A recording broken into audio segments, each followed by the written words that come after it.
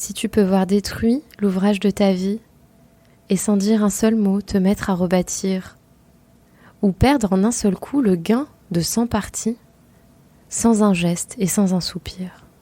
Si tu peux supporter d'entendre tes paroles, travesties par des gueux pour exciter des sots, et d'entendre mentir sur toi leur bouche folle, sans mentir toi-même d'un mot. Si tu peux rester digne en étant populaire, si tu peux rester peuple en conseillant les rois, et si tu peux aimer tous tes amis en frères, sans qu'aucun d'eux soit tout pour toi.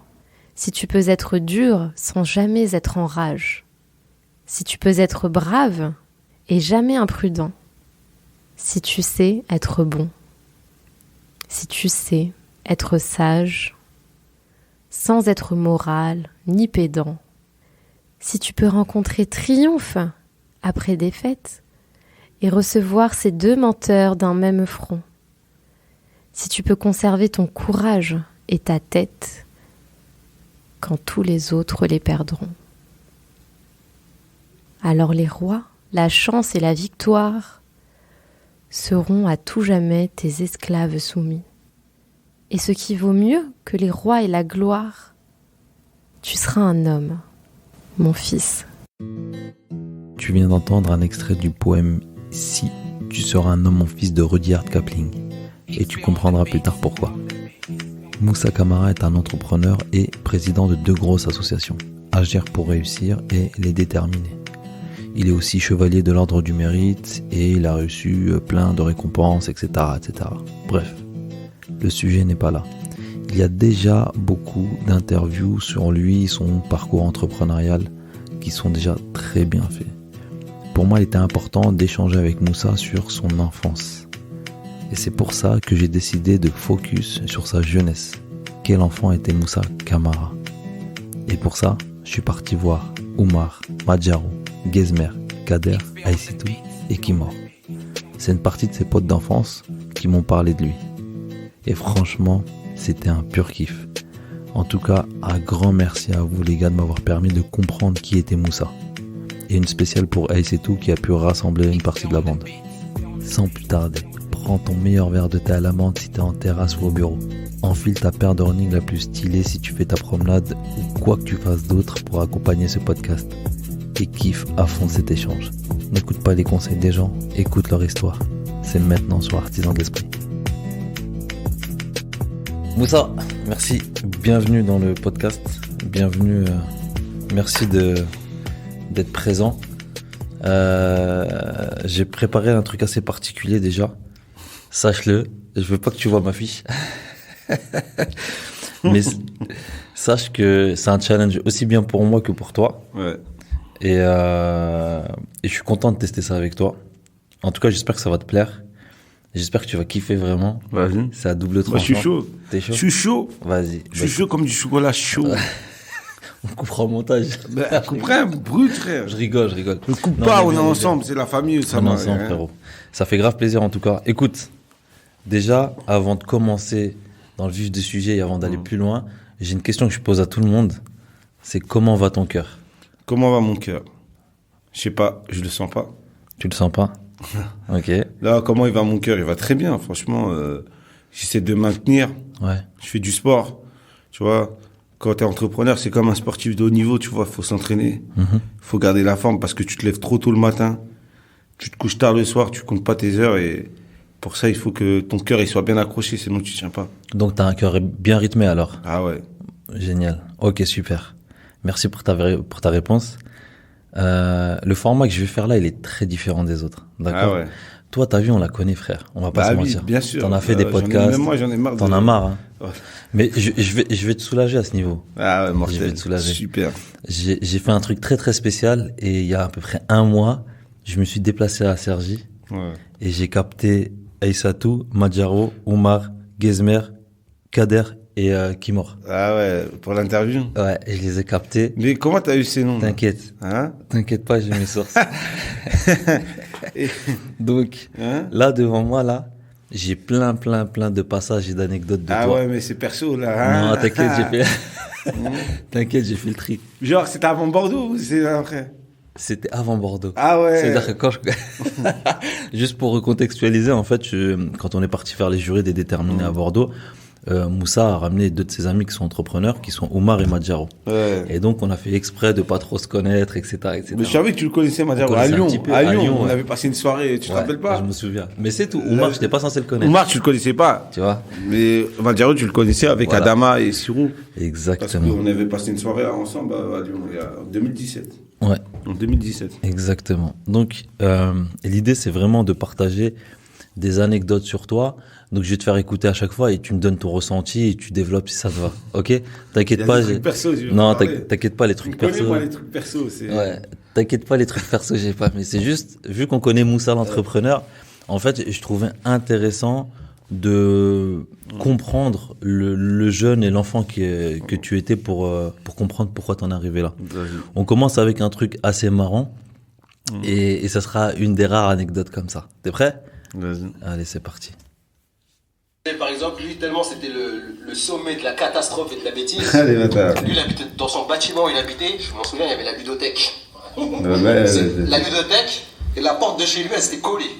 Nous, on devait traverser tout le quartier pour aller à la ludothèque. C'était le seul qui n'avait pas le droit d'aller à la ludothèque. Là, c'est vrai. Parce que c'était une catastrophe. Quand il arrivait dedans, c'était un bulldozer qui courait partout, qui tournait. Ouais, c'est ça. Il pouvait tout retourner. Il n'avait pas le droit d'aller à la bibliothèque. Moussa, il fallait l'attacher. C'est ça.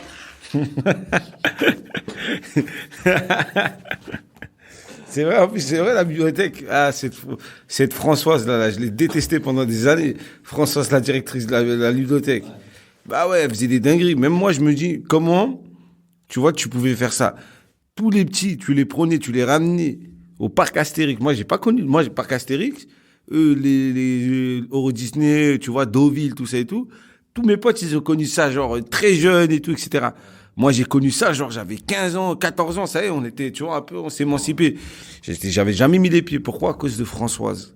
Elle me punissait dans toutes les réunions. Et, tu vois, quand bien même il y avait des séjours à l'époque, en plein été. Moi, tu vois, je raconte toujours une anecdote. Quand j'étais petit, on me demandait ce que je voulais faire plus tard. Je disais à chaque fois, je veux être maçon. Pourquoi? Parce qu'il y avait un chantier à l'époque et moi, j'étais puni de sortie. Et je galérais. J'étais le seul jeune. Il y avait pas, tous les jeunes, ils étaient en sortie. Tous les gens de mon âge. Et j'étais le seul jeune. Je restais au quartier, je galérais. Je regardais les maçons qui travaillaient à côté. Je m'occupais, tu vois. Et c'est vrai ce qu'il dit. Moi, quand j'étais petit, j'étais hyper actif. Catastrophe. Tout le monde m'appelait catastrophe. Dès que je prenais un truc, je le cassais, je le faisais tomber, tout ça. Tout le temps, à chaque fois, j'arrivais chez les gens. Attention, surveillez Moussa et tout, etc. Ouais. T'étais très tactile. Hyper actif. Ouais. Ok, super. Bon, merci en tout cas. Et là, il y a un truc super intéressant, c'est par rapport à ta jeunesse, et ils expliquent un petit peu que tout le monde te connaissait dans le quartier. Ouais. Et c'est le mec que tout le monde connaît. Hein. Ouais. Tout le monde le connaît. Hein. Et depuis qu'il est petit, c'est pas les déterminés qui l'ont fait connaître. Ouais, là, depuis qu'il est tout petit, Moussa de la Croix-Petit, il y en avait plein, il y en a plein des Moussa de la Croix-Petit, mais tout le monde sait que c'est lui. Quand on parle de Moussa, on sait que c'est lui. On sait que c'est lui, exactement. Les autres Moussa, fallait les déterminer. Par exemple, Moussa il avait un frère, fallait dire Moussa de Madjaro. Bébé Moussa. Voilà. Bébé Moussa. Moussa est une nom de famille, mais quand on disait que Moussa, c'était le chef, c'était lui. Pour nous, on disait Moussa Daboulé. Moussa Daboulé. Mon frère Aboulé. Voilà. C'est quoi? C'est par rapport à tout ce qu'il faisait quand il était petit, que c'est fait reconnaître comme ça ou... Ouais, exactement. C'est, comme on t'a dit, c'est une légende. C'est une légende. Ça, il y a toujours une histoire. C'est comme ça, c'est une histoire qui a été créée il y a longtemps et qui est en train d'encore se créer aujourd'hui. C'est une histoire sans fin. Ça veut dire qu'en fait, comme elle est en train de se faire connaître aujourd'hui, tout ce qu'il fait aujourd'hui, ben en fait, il faisait la même chose à l'époque, dans la catastrophe et dans les bêtises. Et là, aujourd'hui, c'est plus professionnalisé, voilà. Et nous, quand on le regarde, quand il vient au quartier, on dit toujours, hey, Moussa, arrête! La louche, tu nous la fais pas. Tu peux la faire à eux, mais pas à nous. Tu vois? Parce qu'à des fois, il vient, il nous fait des, tu vois, il fait des petites morales, des grands discours, tout ça et tout. Eh mon frérot, arrête! Nous, on te connaît, nous. On a grandi avec toi, on sait que t'es Moussa Daboulé. Alors, ce passage, Moussa qui est connu dans le quartier, ça dit quoi? Ah ouais, moi, franchement, comme je t'ai dit, après, on n'avait pas un grand quartier, mais c'est vrai que dans les alentours des quartiers de mon quartier, j'étais connu. Ouais. Ouais, les gens, je connaissais tout le monde me connaissait. Déjà, c'est pas parce que tu vois, ils ont dit les bêtises, les trucs, etc. et tout, ou la turbulence, c'est pas que ça. C'est que moi, depuis tout petit, j'aime bien parler avec les gens. Je pose des questions, tout ça et tout, etc. Parce qu'aujourd'hui, c'est ça qui fait en sorte que j'arrive à faire la diff quand je porte un projet et tout. Moi, je dis tout le temps, je réinvente pas l'eau chaude dans mes projets. Je fais des choses, je crée les conditions que les gens se réunissent, se rassemblent autour de mon projet, autour de moi. Et aussi, je crée des opportunités. Et ces opportunités, en fait, c'est parce que la discussion, je suis quelqu'un de très ouvert et je discute avec les gens, même si à l'époque, dans un temps où à l'époque du quartier, on était fermé, mais même quand on était fermé à l'extérieur, bah moi, à l'intérieur, j'étais ouvert. Je parlais avec tout le monde. Et c'est pour ça que quand ils disent, ouais, Moussa, voilà, il connaît tout le monde, c'est une légende. Il y a plein d'histoires sur moi. Genre, en gros, tu pourrais raconter plein d'histoires parce que, à chaque fois qu'il y avait un truc, même quand j'étais pas là, même quand j'avais rien fait, on m'accusait pas. Ouais, c'est vrai. Pareil. Vrai. Ils l'ont dit, ça. Ah, c'est vrai. Ils l'ont dit. Ils ont dit aussi, t'as un dictionnaire tellement il y a, ah, voilà. il y a des histoires et tout. Super. Et la preuve tu sais quoi? Tellement que c'est ouf. Il y a un truc que j'ai jamais raconté. Je te jure, hein, là, c'est la vérité. De ouf, hein. Je suis en 4e, j'ai un cours d'histoire géo. Okay. Ils en ont parlé? Ouais. Bah, je laisse le... vas-y, continue. Non, mais j'ai un cours d'histoire géo. Genre, en gros, en 4e, ouais, c'est ça. Et on dit, et la prof, elle dit, ouvrez la page 56. Et je te jure, on ouvre la page 56. Et genre, ça parlait dans l'histoire, là, histoire géo, là, ça parlait de la rénovation urbaine. Et moi, mon quartier, à l'époque, il avait subi une réhabilitation dans les années 90, en 1990. Et genre, sur la photo, il y a une personne âgée et il y a des jeunes. Et moi, je me reconnais dans la photo. Je me suis même retrouvé dans un livre d'histoire géo. C'est un truc de fou. Tu l'as gardé le livre ou pas? Je l'ai pas gardé parce qu'on pouvait pas les garder, ces livres-là. Il fallait les rendre à la fin de l'année. C'est vrai. Et j'ai dit, c'est mal. C'est vrai. C'est mal le truc de ouf. Comme quoi, t'as marqué les esprits très jeunes. C'est un truc de ouf. Je retrouve ma photo en 90.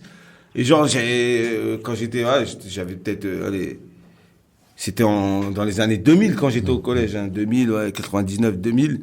Je me revois 10 ans après ma tête dans un livre d'histoire géo. C'est un truc de ouf. Déjà médiatisé à ton âge. C'est un truc de ouf. C'est un truc de malade. Ça m'a choqué. Même moi, je me disais, qu'est-ce que je fous là? Et... Là, il y a une anecdote qui est à la fois très drôle, mais super intéressante et qui en dit long sur ta personnalité. Et c'est parti. Quand on était petit, on allait souvent à Euro Disney, mais on n'avait pas de sous. Donc on grugeait le train de Cergy à Marne-la-Vallée. Arrivé à Marne-la-Vallée, on s'arrangeait pour demander... on grugeait, on sautait la barrière d'Euro Disney pour rentrer dedans. Et un jour, on arrive, on est tous là-bas. Moi, j'étais toujours le plus petit. Moussa et tout, nous, on était des catastrophes un petit peu, mais Moussa surtout lui plus. Donc eux, Madiaro et les autres, et Amir et tout, ils ont réussi à rentrer, eux. Au bout de 5 minutes, ils sont rentrés dans le parc d'attractions. Genre sur les coups de 9h du matin, et sachant que c'était un jour d'école, hein, on avait séché les cours, on avait été pour aller à Euro Disney. Et on le faisait une fois par mois ou deux, des fois. Donc on arrive là-bas, eux ils rentrent tous, ils nous attendent, ils sont solidaires, donc ils nous attendent derrière, eux ils sont à Euro Disney, ils nous attendent derrière la barrière. Et nous on est à l'extérieur, avec des larmes aux yeux, on a envie de rentrer aussi. Tu te souviens ou pas? On a envie de rentrer, oui, ils rigolent, ils me disent allez vas-y. Et à un moment donné c'était mort, 9h, 10h, midi, ils ont même pas fait un manège, eux ils nous attendent. Donc ils nous attendent derrière, on les attend. Et on attend pour rentrer. 11h30 midi, on est en panique. Je crois qu'il y avait 2-3 personnes. Ils ont fait demi-tour qui rentrent à Cergy. Moi, les larmes aux yeux, je dis allez, j'y vais. Tu te souviens ou pas? Je saute la barrière devant les gardiens, je cours, ils essaient de m'attraper. Eux, ils me tirent, vas-y, rentre. Et Moussa, il est resté derrière le pauvre avec les larmes aux yeux. Il n'a pas réussi. Au final, lui, s'est retrouvé à rentrer à Cergy. Journée foutue, et nous, on est resté dans le parc d'attractions. On a kiffé la journée. On était gamins, on avait quoi, 12 ans? Et comment ça s'est passé quand vous êtes rentré au quartier le soir? On n'est pas rentré, nous? Non, on n'est pas rentré. Non, le soir, quand on est rentré. C'est mon père qui est venu nous chercher ce soir-là, tu te souviens? Ils ont fini en garde. Ils ont venu au poste.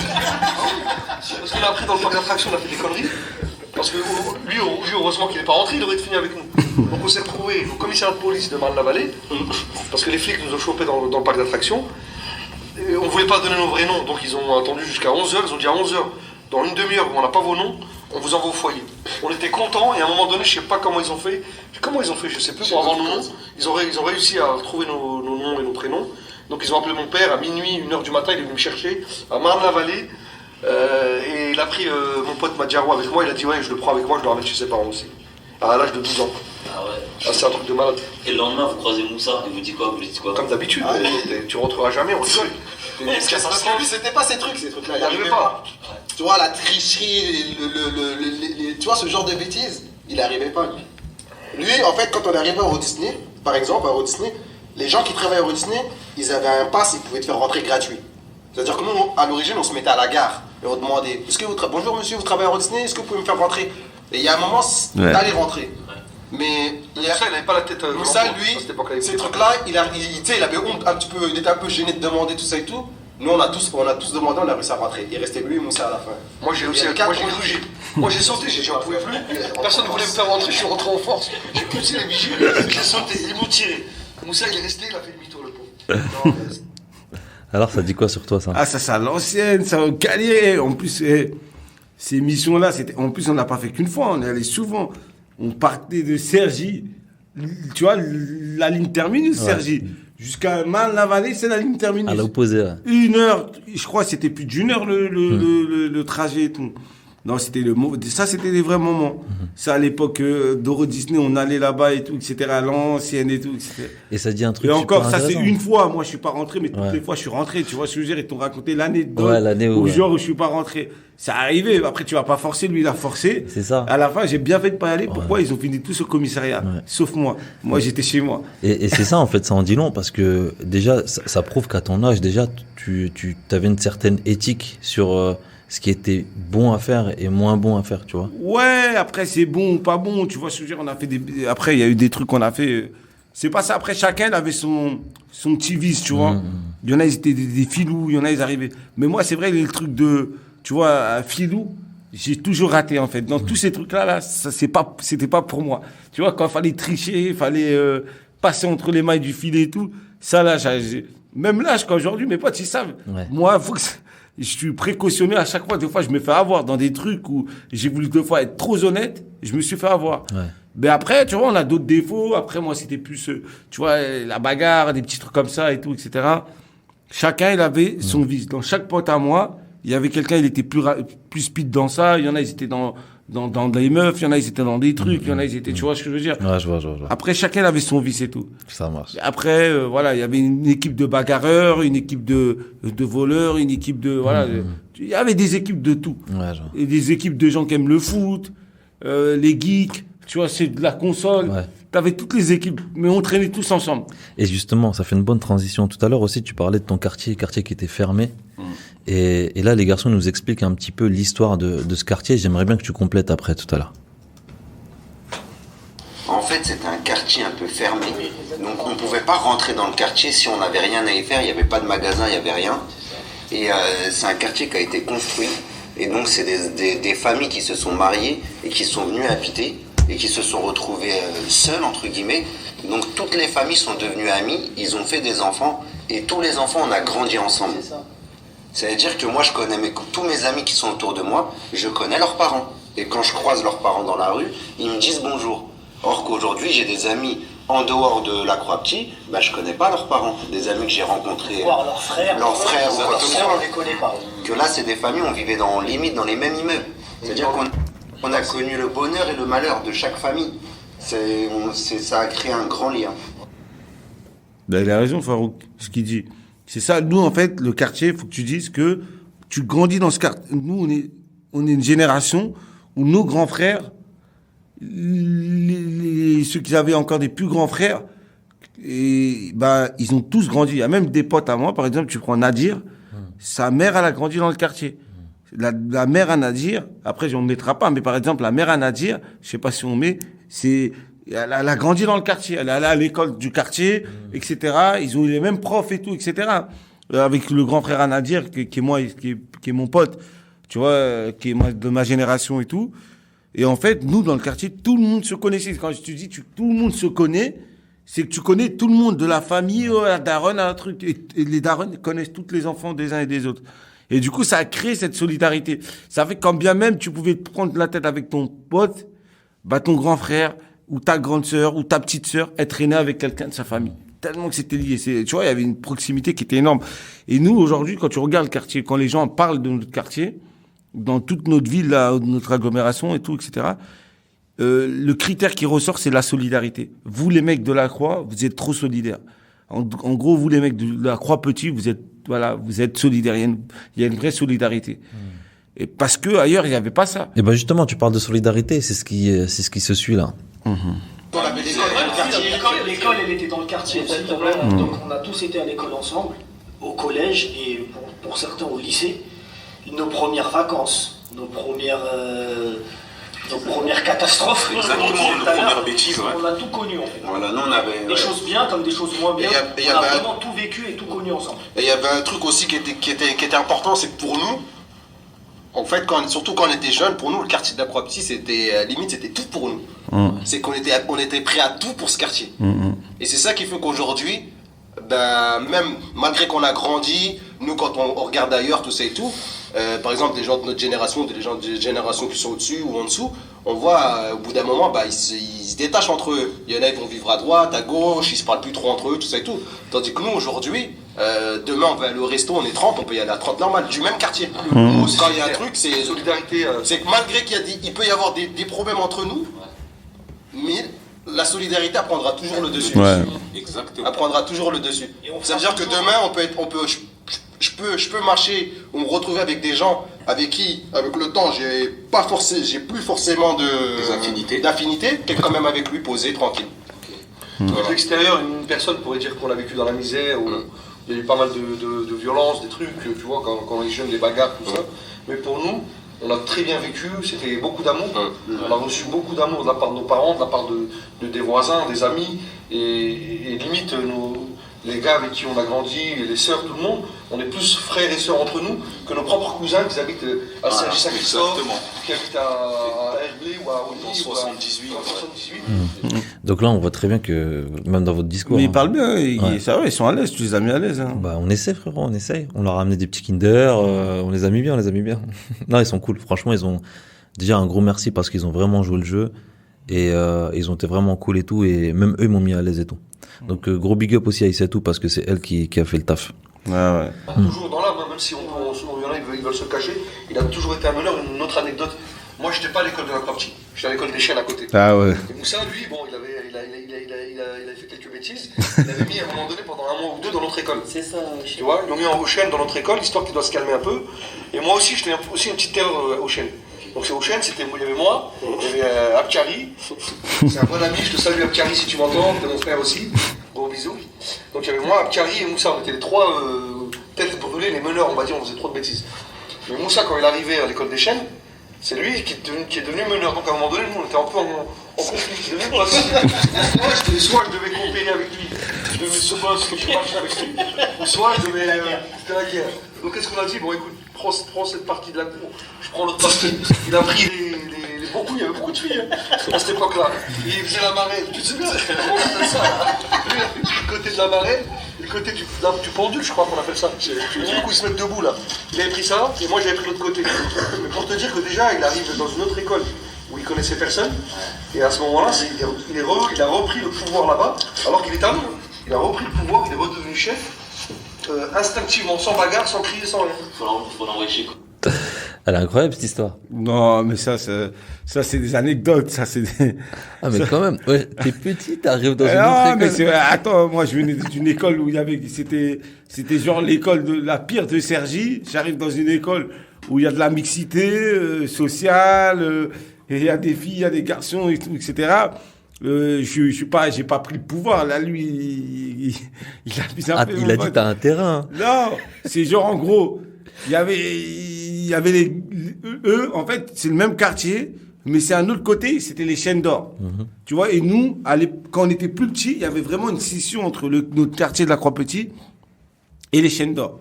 Mais en fait, ce qu'on a voulu faire, quand on a grandi, après, ça a sauté ces barrières. C'était les mêmes bâtiments, c'était le même bailleur, on était le même quartier. Mais c'est vrai, quand t'es plus petit, t'es dans ces trucs-là. Et moi, quand je suis arrivé, je suis resté qu'une année là-bas, tu vois. En gros, j'ai voulu tout de suite m'imposer. Tu vois, moi, personne, il va me faire sa loi.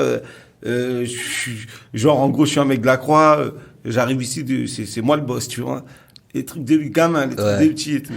Et du coup, tu vois, on s'est mis d'accord. On a trouvé un arrangement, on va dire, pour que chaque partie soit, tu vois, et soit soient respectés, quoi. Tu vois ce que je veux dire? Qu'il n'y a pas de vague. Et du coup, voilà, j'ai fait mon année tranquille. Ils étaient dans leur coin. Nous, on était dans notre coin. On faisait nos trucs, quoi. On jouait à la marraine, c'est un mytho, tu vois. Mais... tu sais comment c'est, faut toujours glisser. Des petits tacles comme ça, j'accepte. C'est mignon, c'est mignon. La solidarité, on en a parlé, et il y a un truc super intéressant qui vient tout de suite, c'est justement tellement que le quartier il était fermé. Apparemment, il y avait ni services sociaux ni gardiens, et vous deviez vous débrouiller vous tout seul pour vous occuper et tout. Ouais.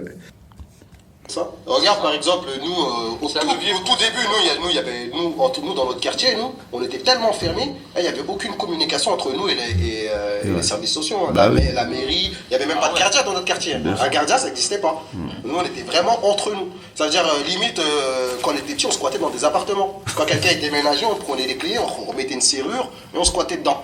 C'était notre squat.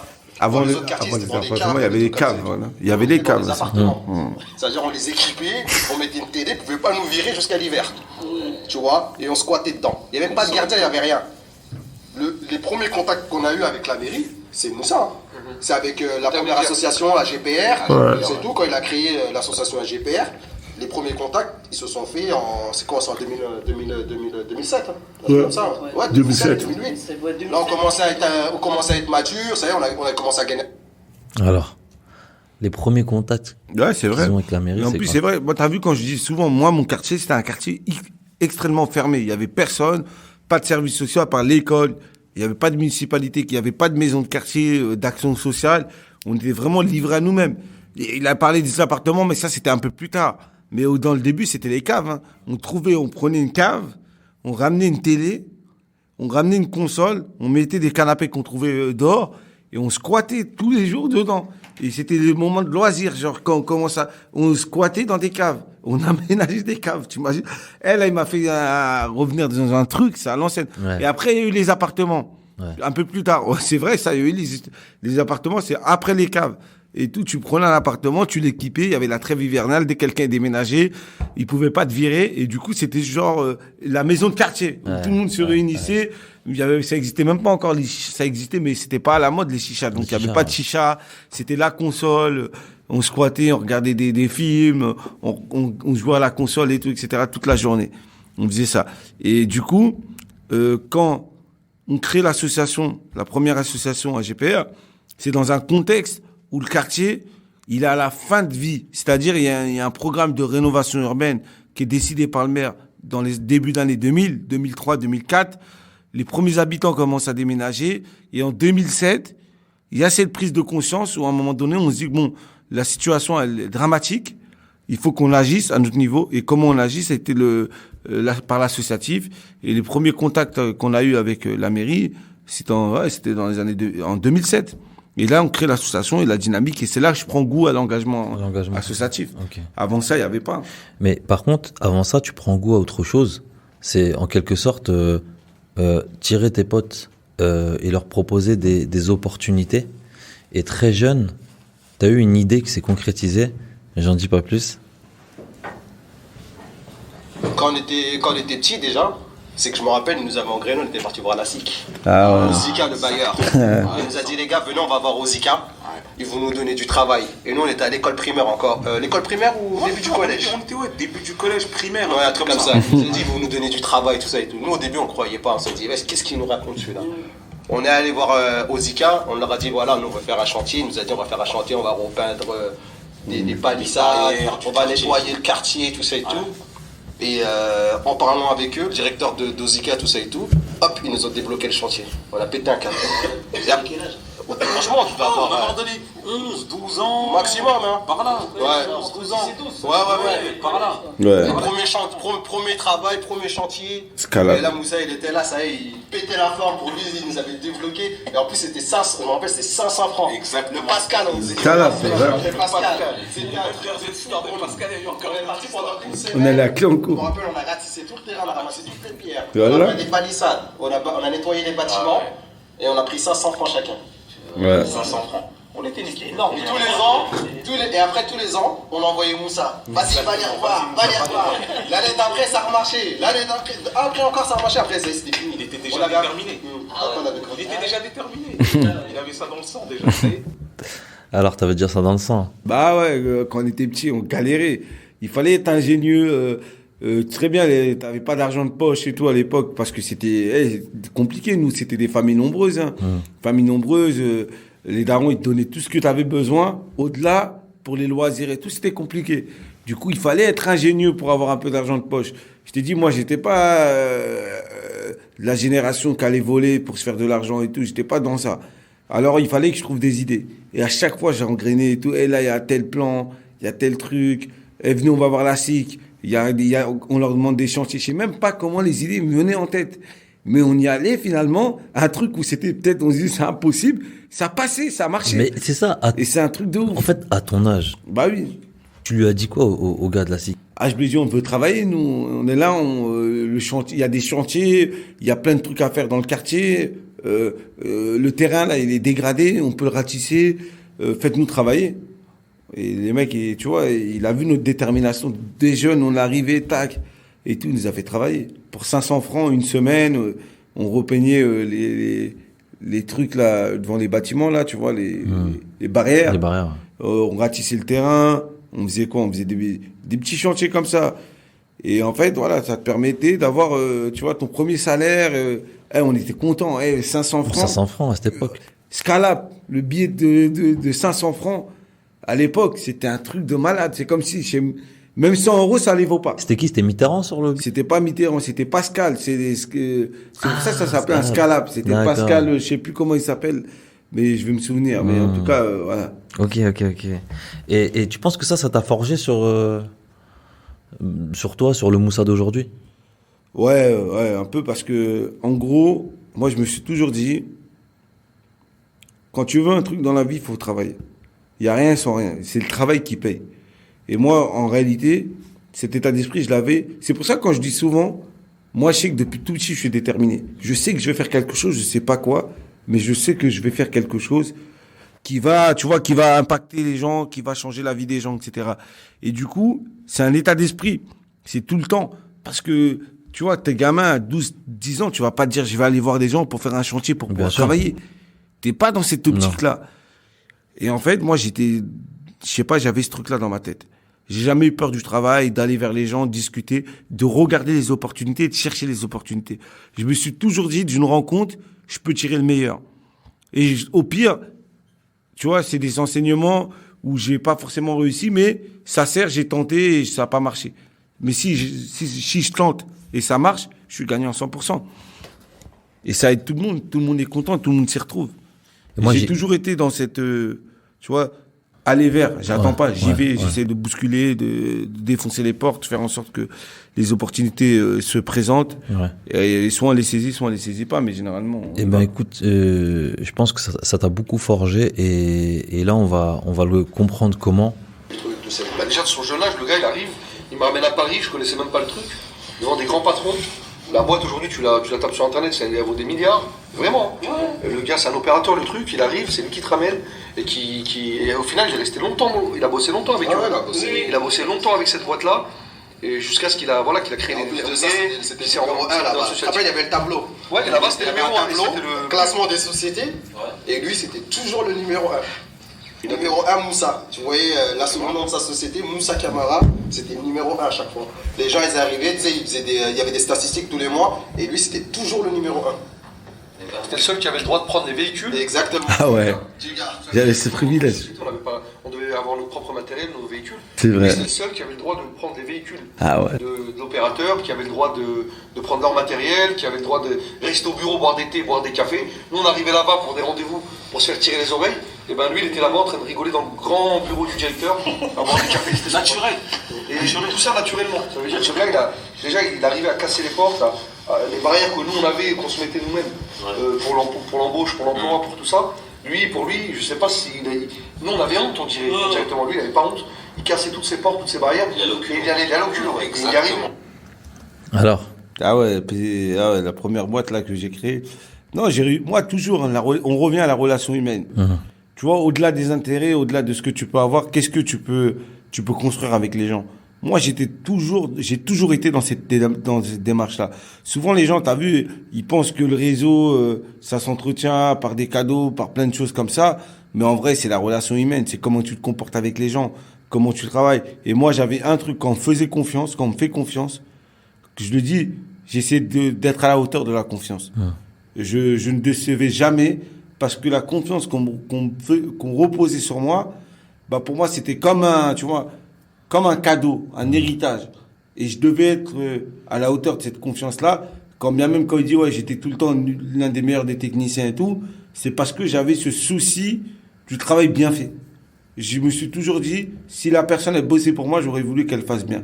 C'est pour ça que je dis tout le temps, même les jeunes que j'accompagne, les entrepreneurs, etc., ou des jeunes, je parle avec eux, même quand un boulot te plaît pas, pars toujours propre. Ouais. Reste toujours, genre, en gros, ne pars jamais de manière à vont te dire que cette personne-là, elle est pas sérieuse, t'es pas sérieux. Tu vois, pars toujours, même quand tu t'entends bien, pas, et que t'es en désaccord, ou t'aimes pas ce que tu fais, bah, va toujours au bout de ton engagement, et après, tu peux partir. Mais, et ça, il y en a beaucoup qui le comprennent pas. Ouais. Quand ils aiment pas un truc, ou quand ça se passe pas, ils partent direct, ou ils partent en catastrophe, ou ils partent en conflit. Ouais. Et moi, en fait, j'ai toujours voulu faire en sorte que le jour où je parte de la boîte avec qui m'a fait confiance, bah, je laisse une bonne image. Et que je garde une bonne relation avec les personnes. Et ce relationnel-là, pour le créer, est-ce que quelque part, il faut pas faire un peu plus que ce qu'on attend de nous à la base? Moi, je reste naturel. T'as vu, moi, en fait, ma meilleure technique et la meilleure façon de faire, c'est de rester toi-même. Parce que surjouer, ça marche pas à un moment donné, tu vois. Et même moi, de surjouer, j'arrive pas à tricher, tu vois, comme ça. Donc, je reste moi-même. Ça passe. Parfois, ça passe. Des fois, ça passe pas. Mais souvent, ça passe. Parce que les gens, ils aiment ton authenticité. Ils aiment que ce que tu leur dis de manière directe.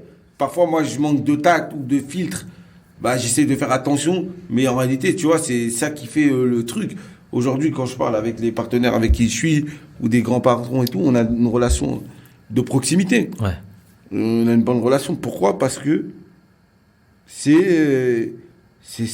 pour moi, c'est facile. En fait, je suis plus à l'aise comme ça que jouer une relation qui n'est pas la mienne. Ça marche.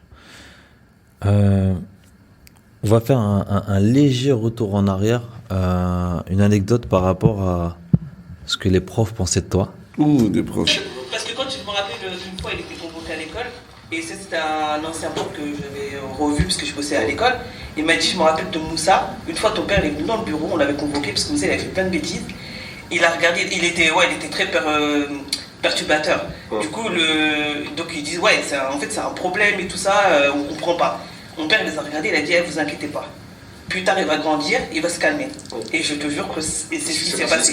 Et le mec, quand il m'a revu, il me l'a raconté parce que quand je lui ai dit ce que Moussa était devenu, il était choqué. C'est clair. Il a dit votre père, il avait dit.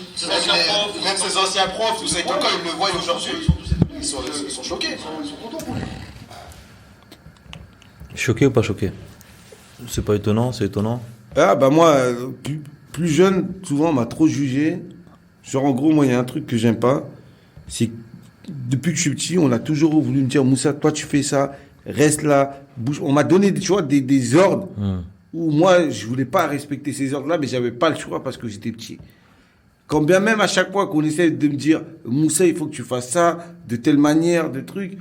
Moi, tant que j'ai pas ma liberté, on va dire, où je pense que ça empiète ma liberté d'agir ou de faire, bah, je fais. Et souvent, tu vois, des gens, ils peuvent prendre ça parce que je suis têtu. Moi, j'aime bien, par exemple, quand tu veux tu veux m'expliquer une chose et tu veux me ramener vers quelque chose, bah, donne-moi des arguments, mais me l'impose pas. Tu vois, une fois que je me sens imposé, ça me rappelle quand j'étais petit, on m'imposait certaines choses où ça me révoltait et je voulais pas. Et ça fait que je faisais le contraire. Et ça casse un truc. Et du coup, tout ça, bah, les profs, parfois, il y a certains profs qui m'ont compris, d'autres profs qui m'ont pas compris. Et ça fait que souvent, j'étais trop jugé par rapport, même quand j'étais le plus calme, même quand je faisais signe de bonne volonté, ou j'allais me calmer quand je faisais une bêtise, bah non, on me faisait pas confiance. Ouais. Et du coup, souvent, ça m'a été pointé du doigt, ça m'a collé, après, j'ai gagné en maturité, j'ai appris, je savais toujours, même quand je faisais une bêtise, jusqu'à où je pouvais aller ou je pouvais pas y aller. J'avais cette limite. Mais moi, je la connaissais. Mais certains qui étaient en face, ils savaient pas. Donc pour eux, on cataloguait et tout, etc. On mettait dans des cases, etc. Elle laisse tomber. Moi, j'ai eu trop d'histoires comme ça, où à la fin, ça m'a révolté moi-même. Mais moi-même, en fait, il y a personne qui m'a forcément cadré. Je me suis cadré de moi-même, parce que je savais où étaient mes limites. Et en gros, quand tu sais où sont tes limites, tu sais quand tu dois te positionner, quand tu vas rigoler. Et moi, je suis quelqu'un, j'aime bien rigoler. Tu me connais comment je suis. Je suis un mec, les gens ils me voient en sérieux, mais je suis un mec, je fais des blagues tout le temps, je rigole. Je suis un fou, tu vois, dans ma tête. Tu vois un déplacement avec moi, je mets de la joie de vivre, on s'amuse, on rigole et tout. Et j'aime bien ça, tu vois. Mais en même temps, quand il faut être sérieux, on bosse et on est sérieux. Il y a un temps pour rigoler. Il y a un temps pour délirer. Il y a un temps. Mais on peut rigoler en travaillant sérieux. C'est vrai. Et on le voit tous les jours. Ouais. Je pense que c'est une des particularités qui fait qu'aujourd'hui, les déterres aussi, ça avance bien et qu'il y a du monde qui kiffe et tout, surtout dans les jurys. Ouais. C'est qu'ils ressentent un peu l'énergie, tu vois. Je suis d'accord. Eh ben, tu vois, là, le titre que j'ai donné pour ce passage, il est un peu long, mais on explique comment tu passes du petit catastrophe au grand mature. Je te disais juste pour finir, on avait, dans le sens où dans les quartiers, les grands, nous, ils étaient, on se valorisait pas les uns les autres. Les grands, ils étaient bons, on avait toujours des bons grands, mais eux-mêmes étaient dans les mêmes soucis que nous, dans le sens où c'était des quartiers un peu isolés, beaucoup de soucis et tout. Mais lui, je pense qu'il s'est servi de, c'est pas une faiblesse, mais il s'est servi de ça, qu'il soit toujours le vilain petit canard, on va dire. C'est toujours, on arrive dans un endroit, il y a une chaise, il y a la table qui se casse, bah, tout le monde se retourne, c'est Moussa qui a juste voulu s'asseoir dessus, il l'a pété. De toute façon, même si c'était pas lui, toujours lui, même si c'était pas lui, c'était lui. Bah, on a dit c'était le blouson noir. Et ça lui a servi s'en est servi pour avoir encore plus de force pour combattre et avancer. Et il a prouvé au monde entier, il s'est prouvé à lui-même déjà, pour son ego, je pense, qu'il allait y arriver. Il s'est fixé un but, il s'est dit, moi, je vais foncer. Et il a foncé, c'est là que je te disais tout à l'heure, qu'il a défoncé les portes. Parce que les portes, attention, c'était dur à ouvrir. C'était dur à ouvrir, parce que les premiers contacts, quand on nous a ramené le maire au quartier, quand on a vu qu'il avait un bon lien avec, c'était Dominique à l'époque, avec Dominique et Joël, nous on se disait, ouais, c'est un truc de ouf en fait, tu vois. Mais nous disait, les gars, c'est qu'un maire, c'est rien du tout. Vous inquiétez pas. Mais nous lui disait, mais ça, qu'est-ce qu'il nous raconte? Et là aujourd'hui, quand on voit que la dernière fois il nous a ramené Hollande au local à GPR, on se dit que vraiment, en fait, lui, il avait vraiment la vision, et il se disait toujours, c'est rien. Et même aujourd'hui, encore quand on parle avec lui, on lui dit, ouais, là, ce que tu fais, c'est énorme, c'est trop. Il disait, les gars, c'est rien. Là, ce que je fais, c'est rien du tout. Vous inquiétez pas, vous allez voir plus tard. Quelqu'un de très ambitieux. C'est qui boit loin, c'est tout. C'est exactement dans la suite de ce que tu disais. Ouais, c'est le culot. C'est quand t'étais petit, t'étais frustré parce que exactement. T'avais pas forcément d'opportunités et en plus on te négligeait parce qu'on disait que t'étais le petit catastrophe. Exactement. Et que t'as gardé ça en toi et qu'aujourd'hui t'as bien pu sûr. rentrer, tu vois. Bah oui, les gens ils te voient comme ça, t'arrives, t'es là avec tu vois, t'es là avec des grandes personnalités où t'es en train de porter un projet ambitieux et tout. Mais en fait, il y a des étapes dans ta vie. Moi, comme je le dis, il y avait le manque de confiance où je pensais que j'étais pas forcément légitime. Il y a aussi, moi, la seule chance que j'ai eue, on va dire, dans mon parcours, ou l'état d'esprit que j'ai eu, c'est que j'ai pas peur et je tentais. Et j'avais pas peur d'aller vers les autres. Et ça, en fait, ça fait toute la différence parce que en allant vers les autres, bah, ça t'ouvre plein de portes que tu t'imagines même pas. Et aujourd'hui, il y en a plein. Deux fois, ils ont un potentiel, ils ont des projets, mais trop bien, mais ils en parlent pas, ils sont tout seuls dans leur coin. Ils osent pas. Et en fait, quand t'oses pas, bah, tu te fermes plein de portes et tu te limites plein de choses. Parce que si tu provoques pas la rencontre, tu provoques pas la discussion, il y a rien qui se passe. Ouais. Moi, quand je viens, à l'époque, je rencontre le maire adjoint, Joël Montil, qui nous a quittés il y a 2 ans, avec qui j'étais très proche, parce qu'on a créé une relation et tout. C'est parce que je vais, et dans la discussion que j'ai avec lui, je lui fais comprendre qu'il faut qu'il intervienne. Et que c'est important. Et lui, il comprend ce que je suis en train de lui expliquer. Et du coup, il s'embarque avec moi. Le maire, pareil. On n'avait aucun rapport avec le maire. Le maire, il avait un rapport très conflictuel avec mon quartier. Et les habitants aussi, très conflictuels avec le maire.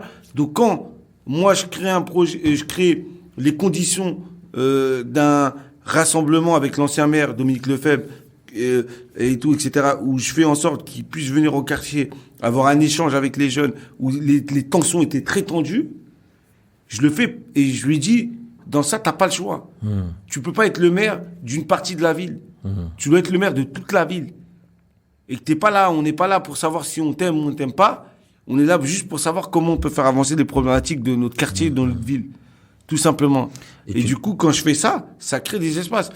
Et à chaque fois, j'essaie de faire comprendre, moi, à mes potes, aux gens et tout, ce qu'on est en train de faire, c'est tout à fait normal. On peut aller faire plus. C'est rien du tout. Je leur disais à chaque fois, je leur dis même ce que je fais, c'est rien. Il faut qu'on aille toujours plus. Parce que le potentiel, ce qu'on représente, ce qu'on défend, c'est beaucoup plus grand que notre personne et ce que nous, on représente. Et c'est pour ça que j'ai toujours... C'est pas que j'ai une ambition trop forte ou trop haute.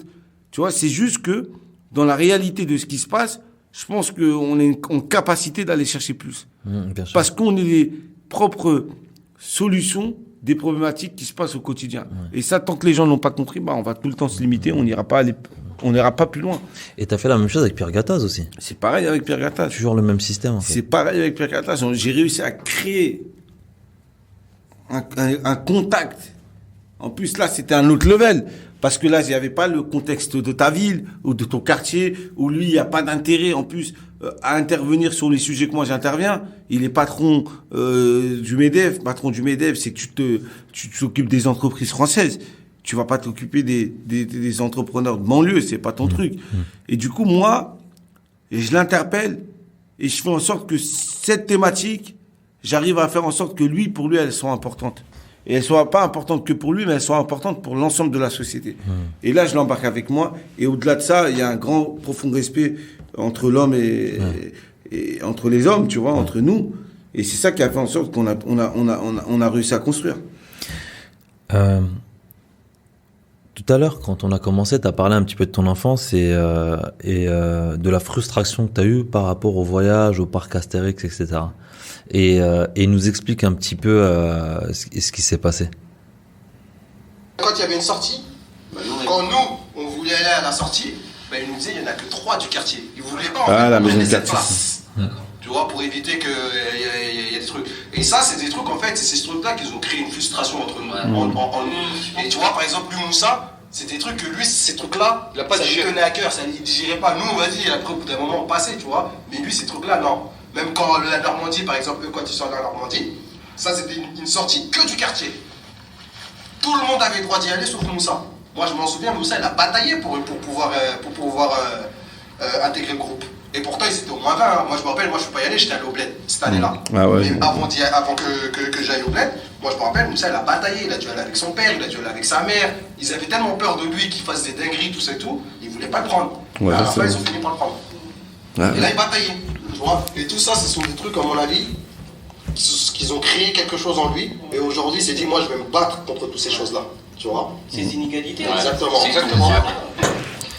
Tu vois, on sent dans le discours que c'est vrai et tu vois, il n'y a pas eu de préparation dans tout ça. C'est tout ce que tu es en train de me dire, eux, ils le valident derrière. C'est vrai, c'est ça. Ouais. Il a raison. Tout ça, moi, j'étais toujours celui qu'on ne voulait pas ramener dans les sorties. Je sais pas, et ça, c'est un truc, il a raison. Quand il dit ça a créé en moi une rage, une grosse frustration.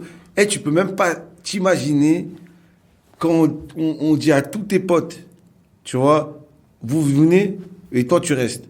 Toi tu viens pas. L'injustice. Pour moi c'est une injustice. Ouais. Et moi personnellement, je sais même pas comment ces gens-là ils peuvent se regarder dans une classe. Parce que en réalité, moi je suis là, j'ai fait de l'animation pour les jeunes, j'ai créé une association. Tous les jeunes, même ceux qui étaient les plus perturbés, moi je savais ce qu'ils vivaient, mais je les prenais, je les encadrais. Et je m'occupais d'eux. Mais je les laissais pas tout seuls pendant que je ramenais tous leurs potes. Parce que ça crée, et tu peux même créer un monstre, parce que moi, ça a créé une rage en moi que j'ai transformée positivement. Mais eux, tu vois, tu crées ça peut transformer en négatif. Ça peut le détruire. Ça veut dire, lui, ça peut le détruire, il peut tomber dans la délinquance, faire des trucs parce qu'il n'a pas été encadré. Mais t'as vu, j'ai eu de la chance parce que il suffit juste que j'étais mal encadré, mal entouré, à un moment donné, voilà. Et après ça, il y a aussi les maisons de quartier. Et quand ils parlent il y en a 3 qui venaient, les autres, ils venaient pas. Tu vois, ça, en fait, on était tous un groupe ensemble. Pourquoi il y en a 3 qui viennent et les autres, ils viennent pas? Il y avait un quota, ça quoi. veut dire quoi? C'est un quota. Même dans les loisirs qu'on voulait faire, même quand on allait dans les maisons de quartier de la ville, ils nous refusaient. Ça fait que nous, on avait toutes les raisons, en vrai, de tomber dans la délinquance. Et de foutre la merde, parce que, au contraire, on voulait participer au truc collectif, mais on nous renvoyait parce que par rapport à notre quartier, par rapport à plein de choses comme ça, etc. Et ça, quand t'es petit, c'est un délire, hein. Et nous, en plus, tu sais que quand t'es petit, et que, encore, tu le fais pas avec la ville ou des trucs, mais tu le fais chez toi avec tes parents, parce que, mais nous, ça, ce qu'on faisait pas, les sorties, avec la ville ou les maisons de quartier, etc., ben, on n'allait jamais les faire parce que nos parents, ils pouvaient pas. Ils avaient pas cette culture de nous sortir, etc. Et en plus, ils avaient pas les moyens. Ça veut dire, là, c'était la double peine. C'est-à-dire des trucs où t'aurais pu y aller, tu rêvais. Aujourd'hui, un petit, tu lui dis parc Astérix, Euro Disney, il est content, mais il sait qu'il va y aller parce que ses parents, ils vont le ramener. Ils vont le ramener. Mais nous, c'était genre une sortie attendue dans l'année. Ça veut dire que si t'allais pas à cette sortie, tu allais plus jamais aller dans ta vie. Il faut l'attendre l'année prochaine. Et tu pouvais pas aller par tes propres moyens. Et l'année prochaine, c'est pas sûr que cette sortie avait les moyens d'y aller. Donc, tu vois, le truc, le contexte, parce que là, aujourd'hui, tu parles de sortie, parc d'attraction, ou je sais pas où, séjour, etc. Tout le monde fait des séjours aujourd'hui. Tu vois, là, même le niveau de vie, on dirait des gens, il a évolué. Moi, mes neveux, tout ça et tout, ils vont partout, dès qu'ils ont un truc et tout, ils peuvent aller partout, tu vois, aujourd'hui. Mais, parce que même nous, on est là, on va les ramener et tout, c'est devenu normal. Mais à l'époque, je te parle de ça il y a 15, 20 ans, poteau. Ouais. C'est un truc de ouf, toi, tu dis ça, tu vas aller, c'est du luxe, et on te le retient. Ouais. Et là, ça crée chez toi un sentiment d'injustice, un sentiment de colère, un sentiment, t'as la rage contre les gens. Et comme tu l'as dit, tu l'as transformé en quelque chose de positif, et on va écouter ça tout de suite, parce que je trouve, pour moi, c'est un des passages les plus intéressants, du podcast. Il a lancé, elle avait compris depuis longtemps que c'était pas normal, que dans les autres quartiers, eux, ils y avaient tous droit. Exactement. Et nous, on était là et on était en mode qu'ils aillent tous se faire foutre, on n'a pas besoin d'eux. Et Moussel avait compris, c'est vous avez rien compris, les gars. Exactement. Et lui, il a débloqué plein de choses, des dieux qu'on nous doit. En tant que gens nés en France, parce qu'on est français et qu'on est citoyen de Cergy, et que nous, on était dans un quartier on n'avait pas les mêmes droits que tous les autres quartiers. Et Moussa, il a vu tout ça, il a évolué tout ça, il a fait en sorte que ça change. Jusqu'à qu'après le quartier, il a commencé à s'occuper de la ville. Jusqu'à après la ville, aujourd'hui, il s'occupe aussi. Limite, demain, il peut être président, ce mec-là. Façon de parler. Parce qu'il donne tout pour les autres. Parce que tout ce qu'il fait, pourquoi ça continue à marcher et tout? Parce qu'il met rien dans sa poche. Et en fait, c'est ça. Il donne vraiment. En fait, il donne aux gens, en fait. Ouais, lui, il kiffe. C'est toi, tu kiffes. C'est tout. Bah, lui, pour vous dire, même nous, au tout début d'AGPR, les premières subventions qu'il y avait quand ils venaient, il y avait une petite assemblée, bon, ils ont donné 6 000 euros. Nous, on était là, quoi? Frérot, prends-les, casse-toi. Tu vois? On lui disait, prends-les, mais pars-toi. Et après, on entendait des sommes, et petit à petit, des fois, les sommes montaient. Et on disait, ouais, c'est un truc de ouf, prends-les, qu'est-ce que t'attends? Mais lui, il nous disait, les gars, moi, vous savez très bien, j'ai jamais été comme ça. Tout ce qu'il fait, il le redonne. Et en fait, aujourd'hui, c'est ça qui fait que... Parce qu'en réalité, même là, quand il fait des déterminés, à chaque fois, on a dû le tester. On a dû le tester pour voir s'il était franc, s'il était carré. Et le mec, il n'y a pas plus carré que ce mec-là. On peut dire, il est très, très, très carré. Pour vous dire, nous, au quartier, on a une cotisation, qu'on appelle ça, c'est une cotisation solidaire. Dans le quartier, on est en moins 60 ou 70. Tous les trimestres, on donne de l'argent. Et ça, c'est pour aider une famille qui est dans le besoin dans le quartier. S'il y a un incendie... Même sur ceux qui sont en prison... Voilà, des trucs comme ça, c'est pour aider les gens. Ben là, le garant de cette cotise, c'est Moussa. C'est lui qui s'occupe de cet argent, et c'est lui qui a mis l'idée en place. Tout simplement. Et tout simplement. Est-ce que c'est aussi simple que ça? Ouais, mais après, t'as vu, même là, t'as vu, moi, j'ai tous des anecdotes où, si tu vois, c'est l'état d'esprit de tes potes ou de l'environnement qui t'entoure qui est comme ça. Tu vois, si on avait un environnement, même là, quand ils disent, ouais, c'est caricatural, quand ils disent, ouais, Oscris-toi, prends l'argent et barre-toi, c'est genre façon de parler. Ouais, bien sûr. Tu donnes tellement qu'il faut bien que tu récupères, en gros, c'est ça. Mais on est dans un état d'esprit où moi, j'ai toujours dit, tu vois, avec ça, on peut construire plus. Si j'avais été dans l'esprit où tout ce qu'on arrivait à faire, je prenais pour moi, crois-moi, ni les déterminés, ni AGPR, on aurait décollé. C'est mort. Le projet, il serait mort dans l'œuf. Quand je te dis, c'est clairement ça. Parce qu'il faut, à un moment donné, quand tu prends des responsabilités, moi, le fait de me mettre devant, je prends des responsabilités. Même au niveau éthique, au niveau religion, je redécompte à rendre par rapport à tout ça. Donc, si t'es pas assez croyant, tu peux partir en vrille. Tu peux penser à tes intérêts, faire tes trucs, etc. Déjà, d'une, ça dure pas longtemps. Et de deux, tu vois ce que je veux dire? Tu vas pas dormir tranquille. Moi, tout ce que j'ai eu, j'ai travaillé. J'ai rien volé à personne.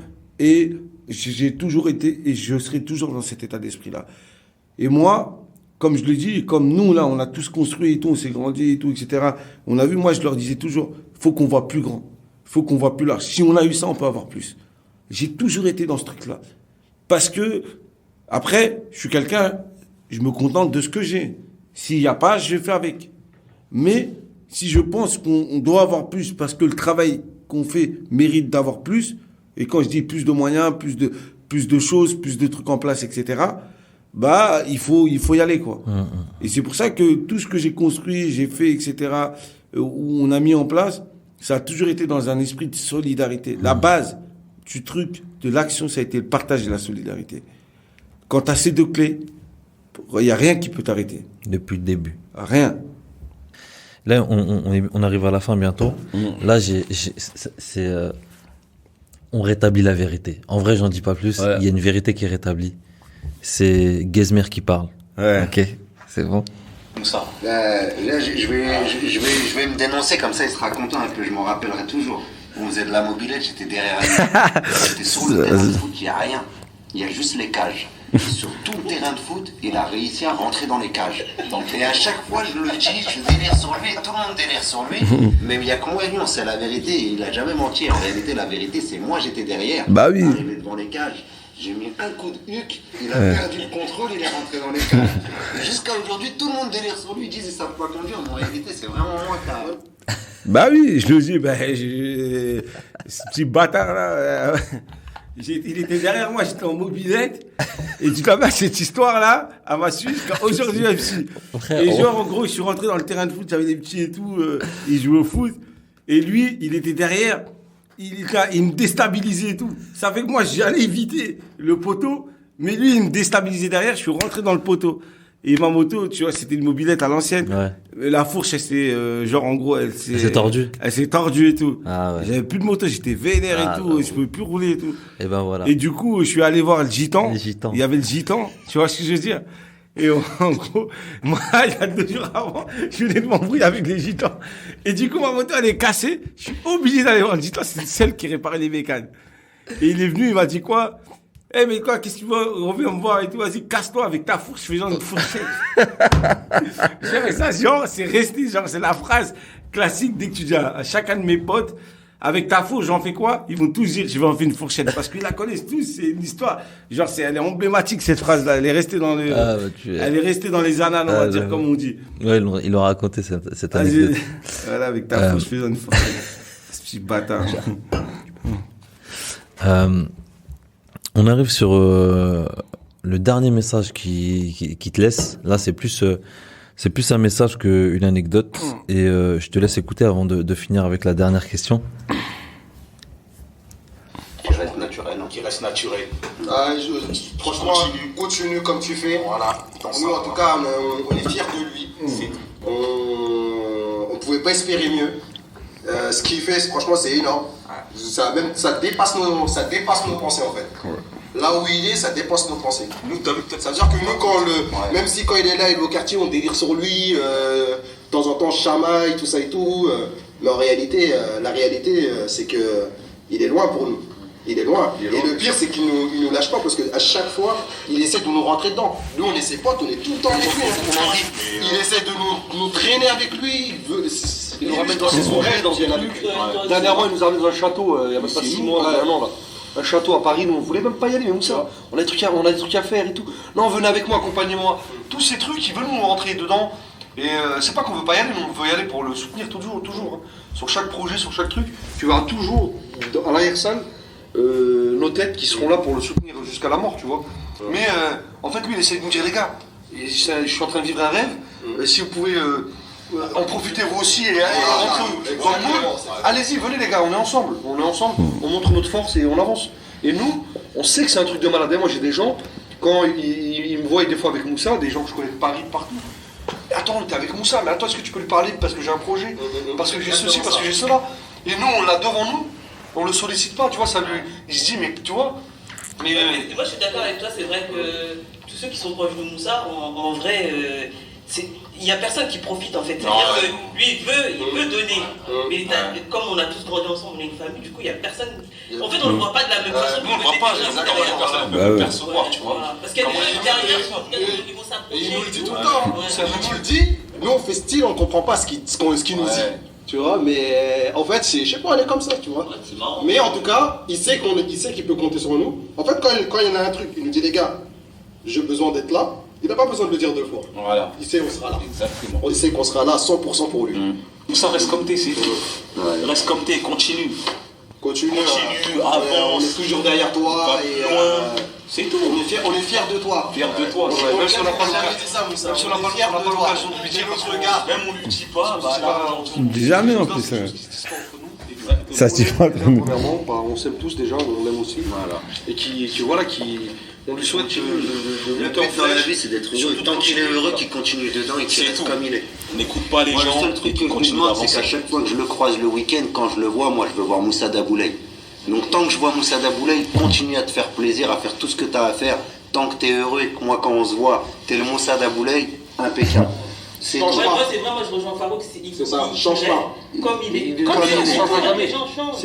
Mais en fait, c'est de se dire qu'à un moment donné, tout ce que tu as aujourd'hui, tu l'as parce que c'est grâce à Dieu, c'est grâce aussi à ta famille, c'est grâce peut-être à tes amis. Alors Non, mais tu sais, moi, avec mes potes, déjà, on parle pas de ces sujets-là. Nous, on se dit jamais, on est très pudique. Ça se dit pas, ça, tu vois, entre nous, ça se dit pas. Tu vois ce que je veux dire? Même moi, je vais les voir, je vais même pas. Il y a une petite honte, une gêne, je sais pas quoi. Je pense que c'est une pudeur. Une pudeur, je sais pas, on se dit pas ces trucs-là. Là, c'est la première fois de ma vie. Ça fait 35 piges, je traîne avec les mêmes têtes, hein, et encore, il y en a plein, tu vois, que t'as pas mis, on aurait pu en mettre plein, et tout, etc. Mais on sait jamais de la vie, on s'est dit ces trucs-là. On se dit pas ces trucs-là. T'as vu ce que je veux dire? Très pudique, très trucs. Même, limite, ouais, ça va, comment tu vas, et tout, toi, ta vie et tout. On n'est pas dans un rapport comme ça. Et souvent, moi, je suis plus dans un rapport d'affection avec des gens que, en gros, quand je dis affection, c'est genre amical, avec des gens que j'ai connus il y a peut-être 1 an, 2 ans, 5 ans, 6 ans, et tout, qu'avec mes propres, tu vois, proches. Genre, les gens avec qui j'ai grandi, on se connaît. Parce on se sait, tu vois, je te dis, on n'a pas besoin de se demander, comme je dis, ouais, moi, je suis très rarement sollicité par mes proches. Sur tout ce que, pourtant, je pourrais les aider. C'est moi, plutôt, je les sollicite en disant, vas-y, là, je peux t'aider, tiens, vas-y. Mais ils me demandent rien. Parce qu'il y a cette proximité, il y a cette confiance, il y a ce truc-là. Mais je sais que je peux compter sur eux à n'importe quel moment, comme eux peuvent compter sur moi. Tu vois ce que je veux dire? Et ça, c'est, moi, comme je dis, dans une amitié, t'as pas besoin d'avoir des preuves d'amour. C'est dans la vie de tous les jours. Quand t'as 35 piges, tu traînes avec les mêmes mecs. C'est une preuve d'amour. Ça n'a pas bougé, t'as les mêmes relations, les mêmes rapports. Et on est toujours là, dans les bons moments comme dans les mauvais moments. Bah, tu dis ça, tu vois, moi, ça me suffit. Le reste, c'est que du plus, etc., etc. Et il te fait plaisir le message? Moi, ça me fait plaisir, de ouf et tout, etc. Mais c'est pas des trucs qu'on a l'habitude de se dire. C'est pas automatique. Tu vois ce que je veux dire? Ça, c'est grâce à toi, Osama, que je l'entends. Mais je l'ai jamais entendu de ma vie. Avec plaisir, ça fait tu vois, plaisir. mais c'est bien. Après, voilà, et on sait, tu vois ce que je veux dire. Il n'y a même pas besoin et tout, etc. Voilà, on n'est pas dans les phrases et tout, mais chacun il sait ce qu'il a à faire. Tu vois ce que je veux dire? Ouais. En tout cas, ça fait plaisir et tout. Écoute, c'est la famille, c'est la vraie, ça, c'est la vraie famille. Et je les montre jamais, genre, même sur les réseaux, c'est rare que, tu vois, je les mets même pas, tu vois, pour des vrais, parce qu'on est d'autres rapports. C'est un autre rapport, c'est un autre truc, etc. Tu vois. Écoute, j'ai envie de finir avec une chose. Est-ce que tu connais le poème If de Rudyard Kipling? Ça te dit quelque chose? Pas du tout. Ok, je vais te le dire. Faire le mytho, je connais. En fait, c'est un poème qui est dédié à son fils. Pour moi, c'est le passage où il dit « Si tu peux rester digne en étant populaire et si tu peux rester peuple en conseillant les rois. » C'est le passage qui m'a parlé le direct. Tu vois? Quand je te dis il y a des passages, c'est exactement le même passage qui m'a parlé. Donc on se connaît bien, Osama. Ouais. Non, pour moi, c'était ça. Donc ça fait plaisir. Dernière question. Si tu pouvais donner conseil au Moussa d'il y a 15-20 ans, tu lui dirais quoi? Bah, accroche-toi, mon pote. Ouais. Accroche-toi. Tu vas manger un peu, mais ça va être bon à la fin. Accroche-toi, mon gars. Mortel, merci beaucoup. C'était lourd, frérot. Merci à toi. Merci à toi, Oussama. Lourd, dédicace à Oussama, qui fait un travail exceptionnel sur ses podcasts. Merci, frérot. Allez le suivre. Abonnez-vous à Artisan de l'Esprit. D'ailleurs, où est-ce qu'on peut te suivre? Instagram, Facebook, tout le bordel là. C'est la totale. De toute façon, les gens savent. Je mettrai, ça marche. Je coupe rien du tout. C'est terminé. J'espère que ça t'a plu. C'était un pur kiff encore une fois. Ce que je retiens, 3 choses. En 1, réfléchis à 2 fois avant de refuser à un enfant quelque chose. Ça peut générer une frustration beaucoup trop élevée. En 2, élève-toi en élevant les autres. Et en 3, sois le plus sincère possible dans tes actions. Merci à Amel de My Tontine de m'avoir prêté sa voix.